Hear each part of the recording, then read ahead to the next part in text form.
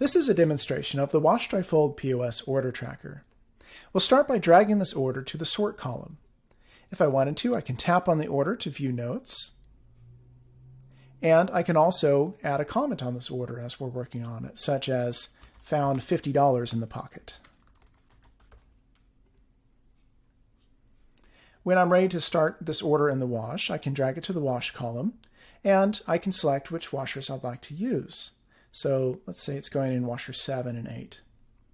For laundromats that are coin-only stores and they would like to track the cash withdrawn from the register to start machines, the cash drawer would pop open at this point when I press the confirm button. For stores with a card-based payment system, the dollar amount shown here would match the amount used on the employee's card.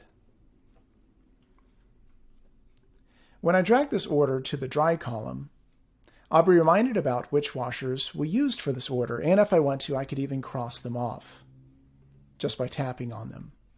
I can now select which dryers I'd like to use, and just like we did with the washers, I can say confirm to enter that dollar amount.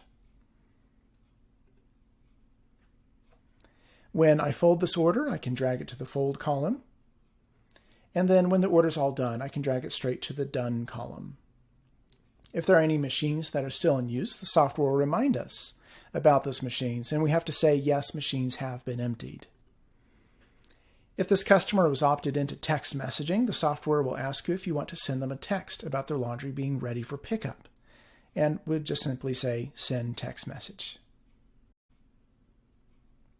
Now let's print some labels for this finished order. In this example, I'll say that this order has 2 bags and 1 hanging item. And I'll say print label.